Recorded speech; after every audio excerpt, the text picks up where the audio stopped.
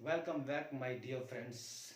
Now let's begin the class with these beautiful lines. यह तो गलत बात है, जीवन में कुछ किए बिना ही हार मान लें, यह तो गलत बात है। तपन के डर से सूरज निकलना ही छोड़ दे, यह तो गलत बात है। हारने के डर से प्रयास ही ना करें, यह तो गलत बात है। गिरने के डर से चले ही ना, ये तो गलत बात है। और फेल होने के डर से भाग ही ना लें, ये तो गलत बात है। लोग क्या कहेंगे ये सोचकर शुरुआत ही ना करें, ये तो गलत बात है। डूबने के डर से दरिया पार ही ना किया जाए, ये तो गलत बात है। मरने के डर से जन्म लेना ही छोड़ दें, ये तो गलत बात है। डर को डरा के बुलंदी को छू तो सही बात है। डर को डरा कर बुलंदी को छू तो सही बात है। और धुंध कहां तक बाला जाए, युद्ध कहां तक टाला जाए, तू राणा का वंशज है, फेंक जहां तक भाला जाए। जी हाँ, शुरू करते हैं। आज हम बताएंगे आपको कुछ रोचक संधियां, जो शब्द बड़े रोचक ढंग से संधि होती है और हमें कभी कभी लगता भी नहीं संधि है, लेकिन है। तो सबसे पहले हम बताते हैं कि संधि शब्द का भी कैसे विच्छेद होता है, संधि कैसे होती है और कौन से प्रकार की संधि है। तो देखिए, इसको सम और प्लस धी संधि। तो पहला शब्द संधि का ही, सम प्लस धी संधि। अब देखिए, वैसे संधि क्या है? दो अक्षरों का परस्पर मेल संधि कहलाता है। उन अक्षरों को मिलकर उनमें विकार होता है, परिवर्तन हो जाता है, संधि हो जाती है। तो लेकिन वो शब्द दो होते हैं। पहले के ये पूरा और ये पूरा शब्द, यहां का पहले जो शब्द होता है, पहले शब्द का आखिरी अक्षर ये देखा जाता है और दूसरे शब्द का पहला अक्षर देखा जाता है। यहां वो अलग चीज है, आपको दोनों अक्षर ही दिख रहे होंगे। अब यहां पर जो पहले शब्द का आखिरी अक्षर व्यंजन है, ये जिस भी अक्षर पर हलंत लगा होता है, इसका मतलब वो व्यंजन है, उसमें स्वर नहीं है। तो ये तय करता है संधि कौन से प्रकार की है। तो ये जो संधि शब्द है, ये व्यंजन संधि का शब्द है, व्यंजन संधि है ये। अब व्याकरण, तो व्याकरण में बी प्लस आकरण। अब आप देखेंगे पहला शब्द, ये पूरा शब्द ही माने, इसके जो आखिरी अक्षर ये ई की मात्रा लगी इस पर, और ये तो जब पहले ई की मात्रा हो और बाद में कोई भी दूसरा स्वर हो, अगर पहले शब्द का आखिरी अक्षर ई हो और दूसरे शब्द का कोई भी स्वर हो, तो ऐसी कंडीशन में यण स्वर संधि होती है। उसी तरह से उच्चारण में देखिए, अब यहां देखे चा, तो ये होगा उत प्लस चारण। अब इसमें जो ये ता है, यह पहले शब्द का आखिरी अक्षर देखिए, ता पर हलंत है, इसका मतलब ये व्यंजन है। तो ये मैंने बताया आपको पहले, ये व्यंजन संधि होती है। उसी प्रकार अब देखिए अभ्यास में अभी प्लस आस। अब इसमें अभी में देखेंगे हम, इस शब्द में इस भा में ई की मात्रा है, ई आ गई पहले, और दूसरे में कोई भी स्वर हो, आह कोई स्वर, तो जब पहले शब्द की में आखिरी अक्षर पर अरे ई है, और तो रूल होता है ई में जो भी कोई दूसरे अक्षर का स्वर मिलेगा तो वो यण स्वर संधि होगी, यण संधि। अध्यापक में देखिए अधि प्लस आपक। अब अध्यापक में भी पहले शब्द का आखिरी अक्षर ई ही है, दूसरा आ है, तो ई आ मिलकर फिर यण संधि है ये। इसी प्रकार से गंगा में देखिए गम प्लस गा। अब मैंने बताया था पहले शब्द का आखिरी अक्षर में अगर हलंत लगता है, ये वाला, ये तो समझ जाइए ये व्यंजन है, तो ये व्यंजन संधि है। उसी प्रकार से पर्यावरण, परि आवरण।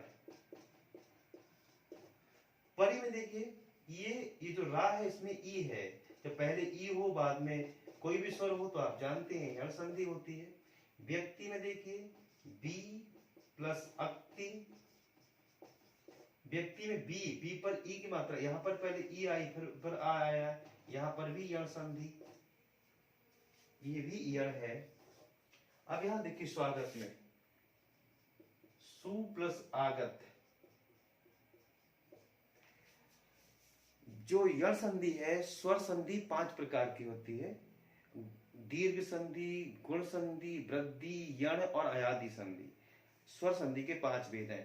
जो यण संधि है उसका नियम होता है कि पहले शब्द का आखिरी अक्षर उ हो, ई हो या ऋषि हो, और दूसरे शब्द का कोई सभी अक्षर स्वर हो तो वो क्या होती है, यण संधि होती है। इसका रूल है पहले शब्द में आखिरी अक्षर ई हो, उ हो और या ऋषि हो और प्लस कोई भी स्वर हो बाद में दूसरे में, तो ये कंडीशन हमारी यण संधि की होती है, यण स्वर संधि की।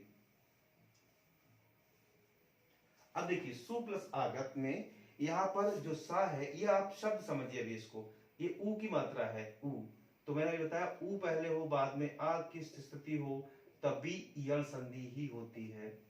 उसके बाद में अभिन्न में आ, अभि, और जो अभिन्न शब्द है, अभी आपको लग रहा है कितना वैसा है, लेकिन इसमें भी जो जो यहाँ पर जो ना है ये ता में बदल जाएगा, अभित प्लस ना। अब जो अभित में ये ना ता में हो गया, हलंत आ गया। अब आप समझ जाइए कौन सी संधि है, व्यंजन संधि है। उसके बाद में ये व्यंजन संधि है, व्यंजन।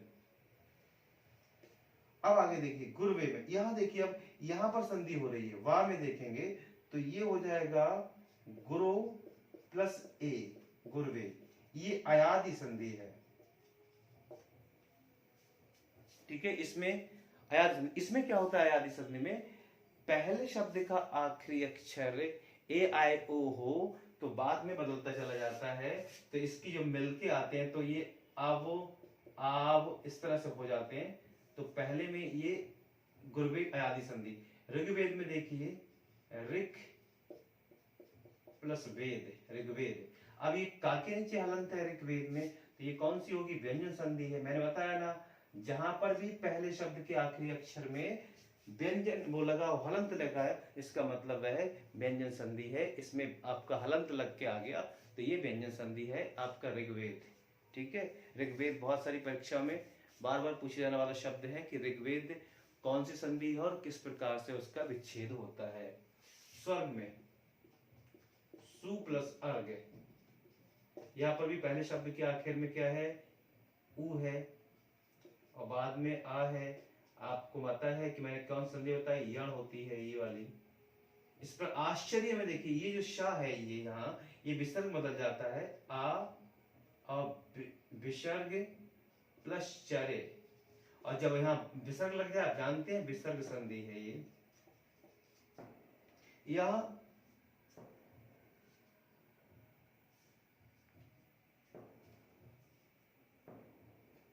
विसर्ग संधि हो गई। अब आगे देखते हैं इसमें आकृष्ट में देखिए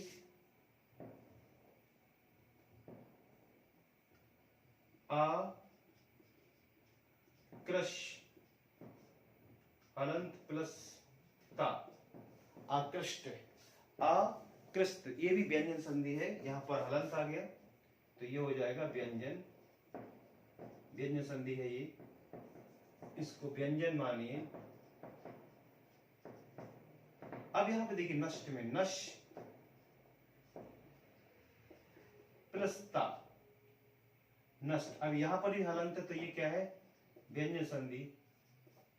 इसके बाद यज्ञ में या यज्ञ शब्द को कभी विच्छेद हो जाता है, आपको लगेगा नहीं। देखिए ये या यज प्लस ना, यज्ञ। अब जा पर हलंत है, इसका पहले शब्द क्या कर, इसका भी मतलब व्यंजन संधि, तो ये व्यंजन संधि। इस प्रकार कुछ शब्द रोचक थे। एक शब्द और है हमारा, जो हमारे बहुत ही लाइफ में हम उसको करते हैं, रामायण। एक शब्द है रामायण, इसका जब विच्छेद करते हैं तो ये हो जाता है राम प्लस अयन, इसका विच्छेद होता है राम प्लस अयन, ये राम प्लस अयन इसका विच्छेद, तो ये देखिए ये राम है, इसका मतलब यहाँ पर से आ निकला और यहाँ पर ये आ, जब दोनों तरफ समान स्वर होते हैं तो वो कौन संधि होती है? दीर्घ संधि। ये दीर्घ स्वर संधि का उदाहरण है रामायण, राम प्लस एन। इस प्रकार जो कुछ रोचक शब्द थे जिनकी हमने अभी चर्चा की, आपको कुछ रोचक संधियों के शब्दों को बताया। अगली बार फिर हम कुछ रोचक संधि या किसी और विषय पर हाजिर होंगे। तब तक आप यूं ही जीवन का आनंद लेते रहिए और आप हमारा ये प्रयास आपको अच्छा लगा तो लाइक करें, सब्सक्राइब करें, हमें प्रोत्साहित करें और जीवन का आनंद लेते रहें। धन्यवाद।